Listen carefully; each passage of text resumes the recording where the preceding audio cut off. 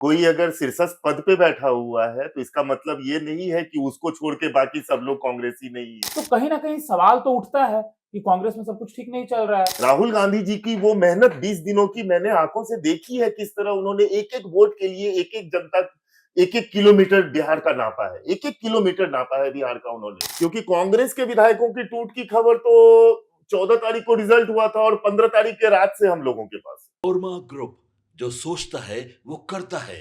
आपके अपने सपनों का आशियाना। तो देखिए, अगर नीतीश कुमार अभी तक मंत्रिमंडल के विस्तार पर हामी उन्होंने नहीं भरा है और कांग्रेस में ये कवायतें जो तेज दिखाई दे रही हैं टूट की, इसके पीछे क्या वजह है, सब इस खबर में बात करेंगे। हमारे साथ कांग्रेस के सबसे बड़े जानकार और एक्सपर्ट निशांत झा सर मौजूद है। बहुत स्वागत है आपका। ये बातें तो मैंने बिल्कुल सही कहा कि कांग्रेस के बहुत बड़े जानकार निशांत सर हमारे साथ मौजूद हैं, क्योंकि बहुत बड़े आपने नहीं, बहुत नजदीक से देखा है कांग्रेस की स्थिति को। बिहार में क्या कांग्रेस में चलता आ रहा है, क्या चल रहा है, लगातार आप अभी भी देख पा रहे होंगे। हम इस पे आएंगे, लेकिन उससे पहले एक सवाल हम आपसे ये लेना चाहते हैं कि नीतीश कुमार की चर्चाएं बिहार की राजनीति में ना हो, ये हो ही नहीं सकता है। हवा थोड़े देर के लिए रुक जाए, लेकिन नीतीश कुमार की चर्चाएं बिहार की राजनीति में ना हो, ये पॉसिबल ही नहीं है। तो क्या नीतीश कुमार मंत्रिमंडल के विस्तार को लेकर अभी तक कुछ चीज ऐसा नहीं है जो सामने आया है? तो क्या लग रहा है, नीतीश कुमार क्यों रुके हुए हैं? क्या कांग्रेस का खटपट का लेना देना है नीतीश कुमार के मंत्रिमंडल के विस्तार से, निशांत सर? देखिए, कांग्रेस और नीतीश कुमार, ये दोनों का जब आप चर्चा कर रहे हैं तो आप एक बारी ये भी याद कर लीजिए कि आपका आज विधानसभा सत्र खत्म हो रहा है जी, और अमित शाह बैठे हुए हैं बिहार में। मंत्रिमंडल का जो विस्तार 26-27 को बहुत ज्यादा हल्ला था कि सत्र शुरू होने से पहले 26 और 27 को ही मंत्रिमंडल का विस्तार होगा, जिसमें कि मंत्रियों का नाम भी चलाना कुछ चैनलों ने शुरू कर दिया था कि बिल्कुल कुछ लोगों का ये नाम आ रहा है जो कि मंत्री पद का शपथ शपथ ले लेंगे, सकते ऐसी हैं। बातें होंगी। और जी, फिर वो सारी बातें हवा हो गई। सत्र शुरू हो गया, सत्र पूरा खत्म होने को है और इस पूरे कवायद में आप कहीं ना कहीं, मतलब तेजस्वी का पूरे सदन में आप देखिएगा कि इस पूरे बजट सत्र में तेजस्वी जी का जो अप्रोच रहा है वो मतलब लिटरली लगा कि उनको लीस्ट इंटरेस्टेड थे वो इस सत्र में।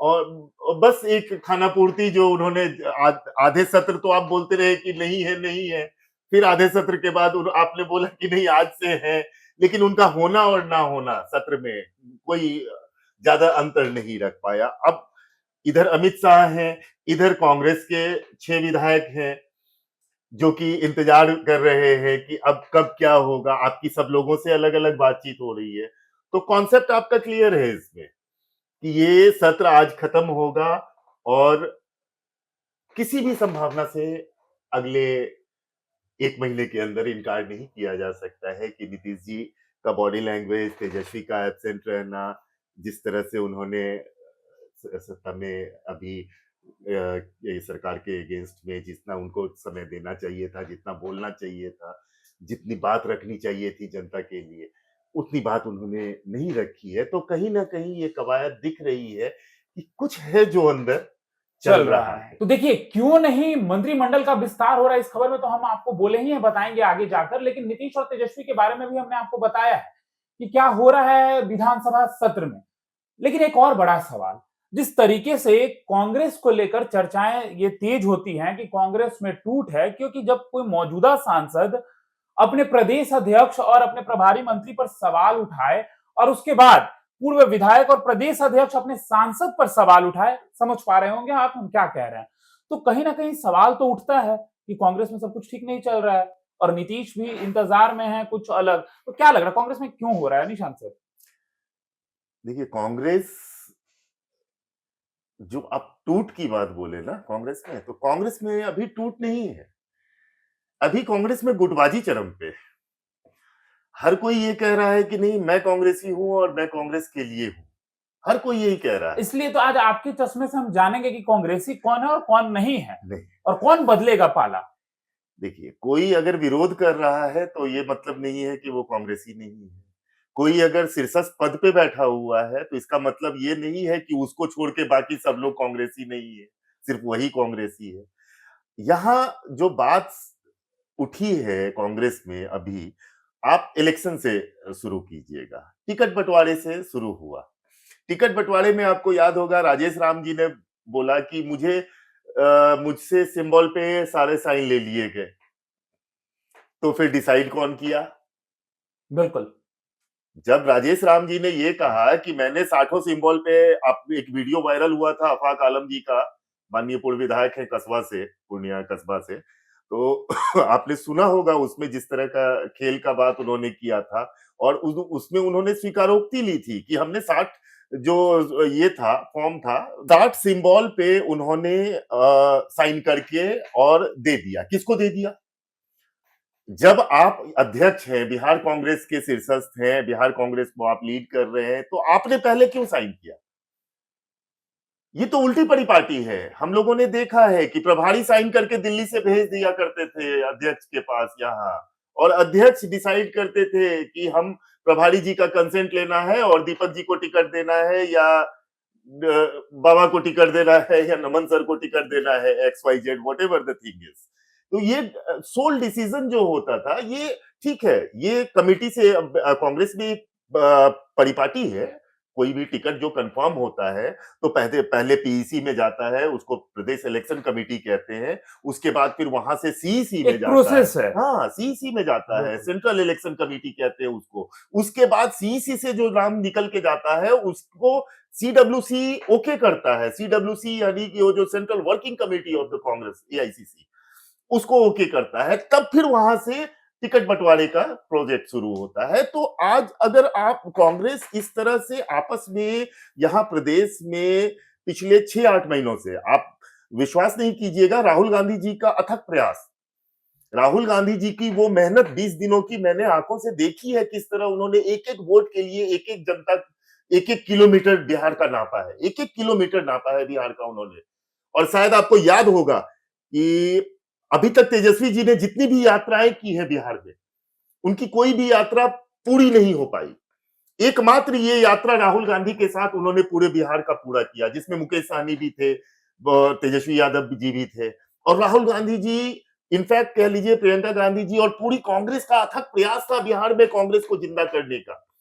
वो 20 दिन का प्रयास, और उसके बाद ये कवायद, टिकट बंटवारे की कवायद, जिसमें ऐसे-ऐसे नाम निकल के आए, आप इमेजिन नहीं कर सकते हैं कि मतलब कुछ ऐसे नाम थे जिसको मतलब कांग्रेस के जो आला कमान न कह के आप स्टाफ कह लीजिए, जो कि दिन रात वहां सदाकत आश्रम में रहते हैं, वो भी नहीं पहचान रहे थे कि ये कौन नेता है जिनको टिकट दिया गया। जिनको टिकट दिया गया।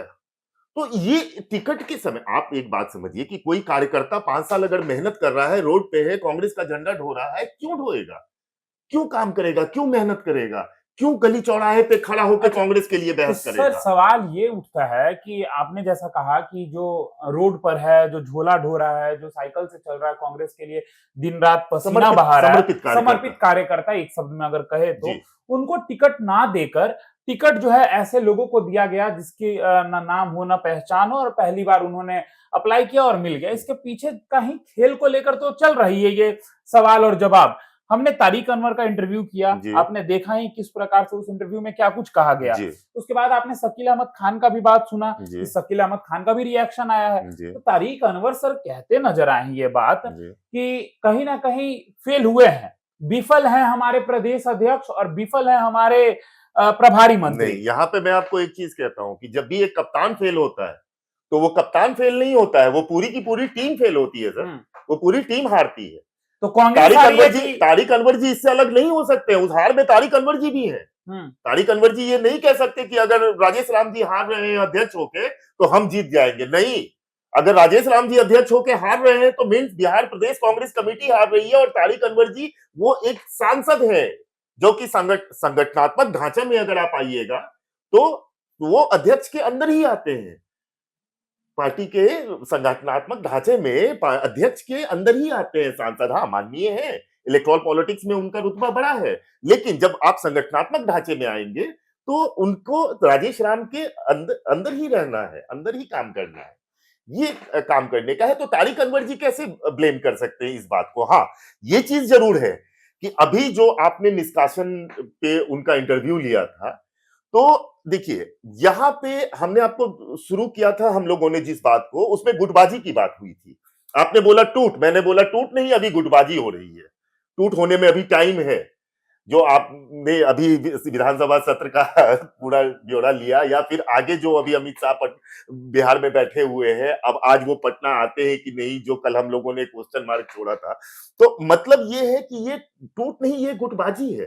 तो शकील अहमद खान सर एक सीधा सवाल पूछ रहे हैं कि ये बताइए कि अगर आप राजेश राम और कृष्णा अलावरू पे सवाल उठा रहे हैं, इसका मतलब कि आप शीर्ष नेतृत्व पे सवाल खड़ा कर रहे हैं? नहीं, शीर्ष नेतृत्व पे सवाल तब खड़ा होगा ना जब वो उनको मार्क करेंगे। आपको क्या राजेश राम और कृष्णा अल्लावरू जी को लूप में तारिक अनवर जी को नहीं लेना चाहिए था, अगर वो नेशनल डिसिप्लिनरी कमेटी के चेयरमैन है तो? क्या एक कॉपी उनके पास नहीं जानी चाहिए थी? क्या उनका मंतव्य नहीं जाना चाहिए था? तो शकील अहमद खान तो यही कह रहे हैं कि पार्टी फोरम में नहीं आए हैं, वो मीडिया में बयान क्यों दिया उन्होंने? पार्टी फोरम में उनको आना भी नहीं था इस विषय पे ना, उनको आपको लाना था। He is chairman of national disciplinary committee. आप जब किसी दो एआईसीसी डेलीगेट को निकालने की बात करेंगे तो प्रदेश अध्यक्ष का अनुशंसा होना चाहिए तारिक अनवर सर को, यानी डिसिप्लिनरी कमेटी के चेयरमैन को, कि सर इन इन कारणों से हम ये दोनों जो सज्जन है, इनका जो पार्टी विरोधी गतिविधि है, इससे हम इनको बाहर करना चाह रहे हैं, निष्कासित करना चाह रहे हैं पार्टी से। तो फिर उस पे उनका मंतव्य होता। सर एक आरोप और आप प्रत्यारोप लगातार ये भी चल रहा है कि शकील अहमद खान और तारिक अनवर जो हैं एक दूसरे के खिलाफ रहते हैं, दोनों एक ही लोकसभा से हैं, वहां के सांसद हैं तारिक अनवर, और अगर देखा जाए तो पूर्व विधायक हो चुके हैं कस्बा के शकील अहमद खान।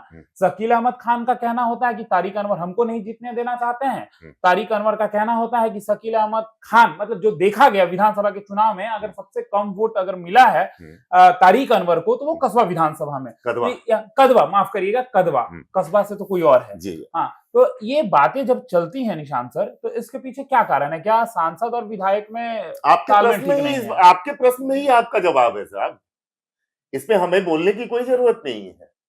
अगर तारिक अनवर जी को लोकसभा में, कदवा विधानसभा में सबसे कम वोट आता है, तो कैसे शकील अहमद सर ब्लेम कर सकते हैं कि मैं तारिक अनवर के कारण हार गया? तो फिर कांग्रेस कर क्या रहा है बिहार में, जब एक नेता दूसरे नेता के खिलाफ जो दोनों पार्टी में सक्रिय है? ये बहुत बड़ा सवाल है।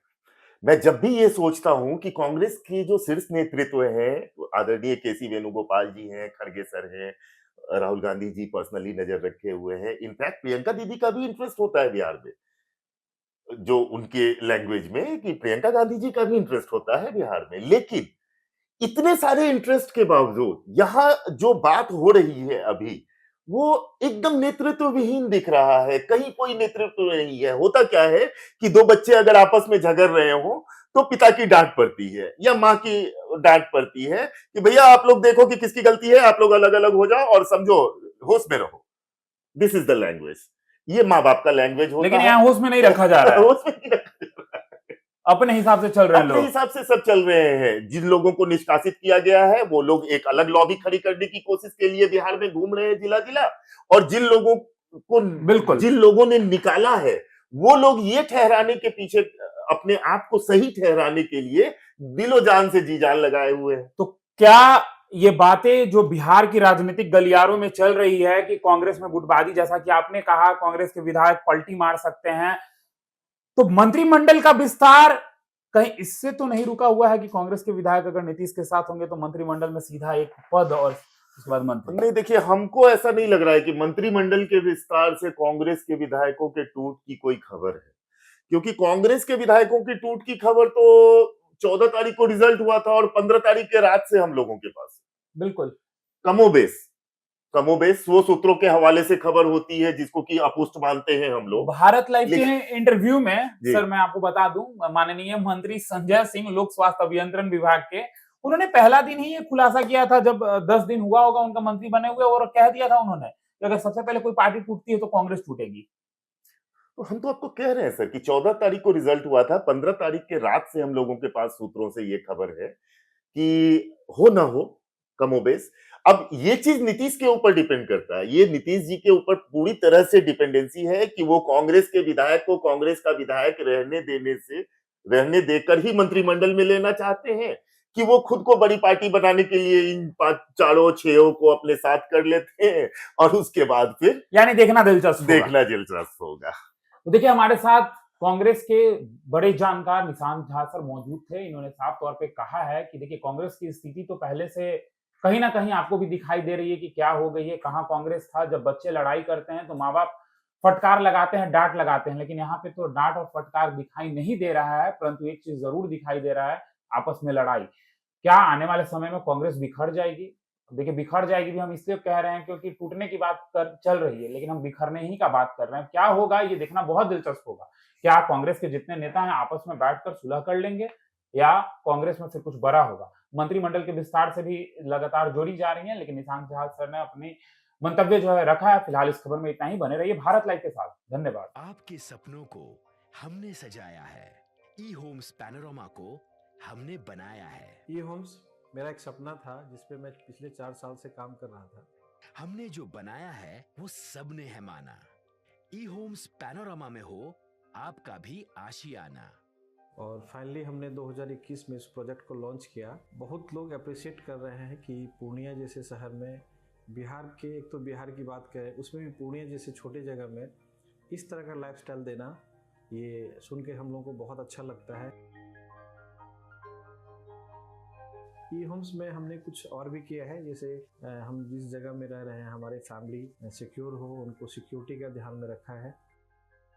आपकी सुविधा और सुरक्षा आपके लिए खास है, ये आपका विश्वास है। इसमें आर्टिफिशियल इंटेलिजेंस का 7 लेयर सिक्योरिटी का हमने इस्तेमाल किया है। लस ग्रीन कैंपस को बनाया है। यदि हमारा बाउंड्री वाल है तो वो वर्टिकल गार्डन है। ये जितनी भी फैसिलिटी होता है एक इंटरनेशनल टाउनशिप में, ई होम्स है, ये हम लोग विश्वास नहीं कर पा रहे हैं। जो भी हमारे मित्र दोस्त या जो भी हमारे बाहर के बाहर आते हैं तो हम लोगों को बहुत अच्छा सुनने को मिलता है और बहुत अच्छा क्रेडिट मिल रहा है। वो सारा हमने सिर्फ एक बिल्डिंग नहीं बनाया, हमें एक बहुत अच्छा लाइफस्टाइल दिया ई होम्स में, और मेरा एक सपना था जिसको मैं आज फुलफिल होते हुए देख रहा हूँ। ये आपका आवास है। ई होम्स पैनोरमा में अब आपका निवास है। E homes Panorama, luxurious lifestyle redefined. Panorama group, जो सोचता है वो करता है। अगर ये वीडियो पसंद आई और वह बिहार के राजनीति और बिहारियत से सरोकार रखेनी तो सब्सक्राइब बटन दबा के चैनल के सब्सक्राइब कर ली। ओजे एगो घंटी बा, ओकरा बटन दबा देला से कुल सटीक और मारक खबर रुआ मुफ्त में मिल जाई। अगर रुआ पत्रकारिता के हमनी के नया प्रयोग में सहयोग कर चाहतानी तो ज्वाइन बटन दबा दी। पेटीएम नंबर नोट कर ली 9386816700।